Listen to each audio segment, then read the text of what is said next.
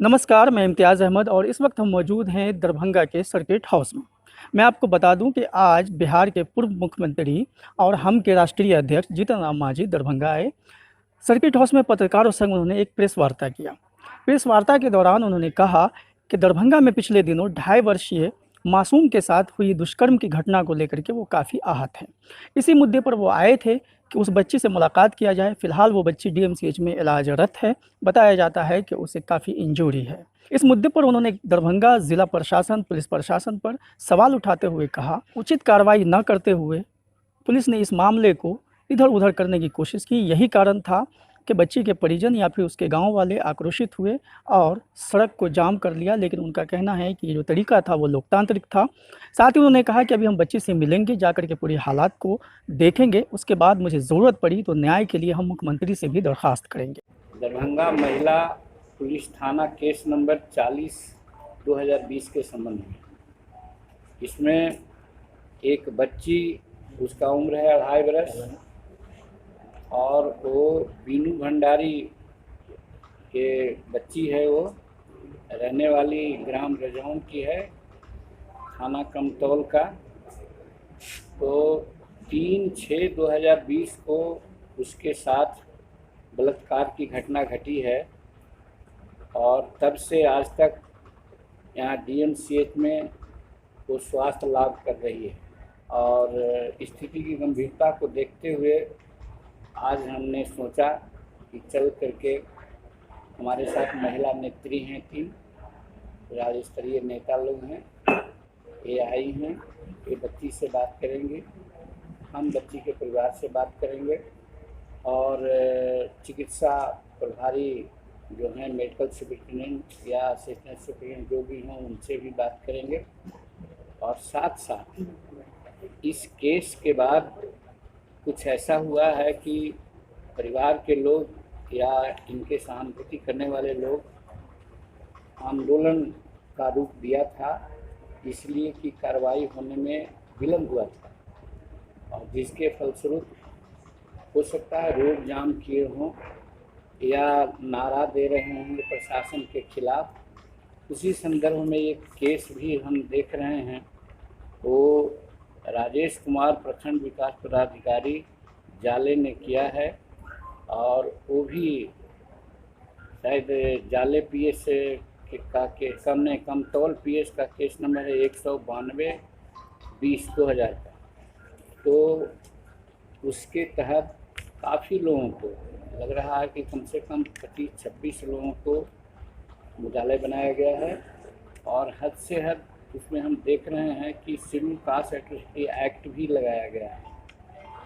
तो इससे उस केस की गंभीरता बढ़ जाती है और जो एक बच्ची की असमत लूटे जाने के बाद जो बलात्कारी है उसको सज़ा दिलाने के लिए जब प्रशासन फेल हो गया, नहीं इन लोग कुछ कार्रवाई किए, तो वो लोग अपना जो शांतिपूर्वक प्रदर्शन कर रहे होंगे और उनके खिलाफ ये लोगों ने केस किया है।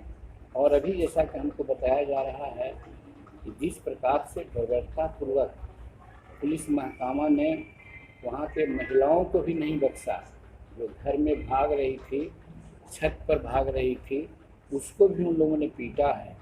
हम समझते हैं कि ये मानवीय घटना नहीं है। ऐसा कम से कम आदमी को सोचना चाहिए कि क्या कारण था कि वो लोग प्रदर्शन कर रहे थे। वो तोड़ फोड़ नहीं कर रहे थे, आगजनी नहीं कर रहे थे, प्रशासन के खिलाफ नारा लगा रहे थे।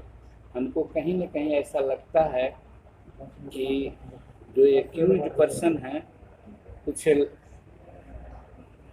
काफ़ी ताकत वाले लोग हैं, पहुंच वाले हैं, रसूख वाले हैं और उनके प्रभाव में आकर के ही ये जो पूरी परिवार है, नंदिनी कुमारी और उसके पिता और उसके अन्य समर्थक लोगों के खिलाफ इस प्रकार का केस किया गया है। तो इस चीज़ को समझने के लिए हम यहाँ पर आए हैं। पहले हम वो बच्ची के बारे में समझ लें, उसका क्या हेल्थ केयर हो रहा है। अभी मालूम हुआ कि माइनर, जिसको शल्य चिकित्सा कहते हैं, माइनर ऑपरेशन भी 2-3 हुआ है।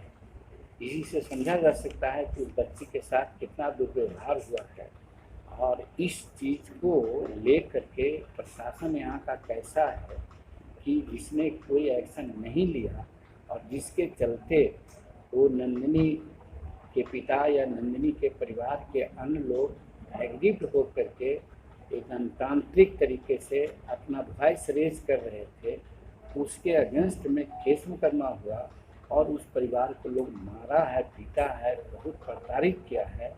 एक घटना की हम निंदा करते हैं और कुछ लोगों से विशेष परिस्थिति को समझ करके इस मामला को हम होम सेक्रेटरी, डीजीपी, जरूरत पड़ी तो माननीय मुख्यमंत्री जी के भी संज्ञान में हम देंगे कि एक बच्ची जो 2.5 वर्ष की है उसके साथ इस तरह का जघन्य अपराध किया गया है, तो अपराधी चाहे जो भी हो और उसको सज़ा मिलनी चाहिए, ताकि आगे आने वाला दिन में कोई इस प्रकार की बात नहीं करे।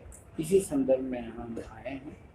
देखिए, लॉ एंड ऑर्डर का जहाँ तक सवाल है, जनरली हर जगह हम लोग देख रहे हैं कि स्थिति सामान्य तो नहीं है।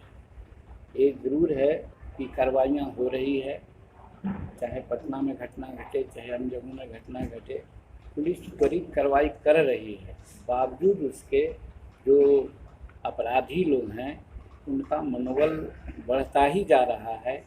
इस तरह से सरकार को कुछ विशेष व्यवस्था करनी चाहिए। अभी का यही केस है, इस केस में अगर एक्यूज्ड पर्सन पर कार्रवाई नहीं होगी तो फिर इस तरह की और घटनाएं घट सकती है। इस परिस्थिति में डेमोक्रेसी है, सरकार डिक्टेटरशिप भी नहीं चला सकती है, लेकिन ऐसे ऐसे घटना का विशेष इंक्वायरी करवा करके ऐसा घटना जो घटित करता है उस पर निश्चित रूप में गंभीर से गंभीर कार्रवाई करनी चाहिए। तब जा कर के लॉ एंड ऑर्डर की स्थिति सुधर सकती है, और नहीं तो अगर ऐसा छोड़ दिया जाएगा पैरवी और रसूख के बल पर तो फिर अपराधियों का मनोबल बढ़ता जा रहा है, बढ़ता जाएगा। इसीलिए देखा जा रहा होगा कि कहीं न कहीं इस तरह की कहीं घटनाएं घट रही है, मर्डर की घटनाएं हो रही है, छिनतई की घटना हो रही है। इसलिए हम कह सकते हैं कानून व्यवस्था संतोषप्रद अभी नहीं है, जबकि सरकार उसमें प्रयास कर रही है, लेकिन उसके बावजूद भी अभी स्थिति ठीक नहीं कहा जा सकता है। तो सुना आपने, ये थे जीतन राम मांझी। वो किस तरह से इस दुष्कर्म के मुद्दे पर अपनी प्रतिक्रिया दे रहे थे।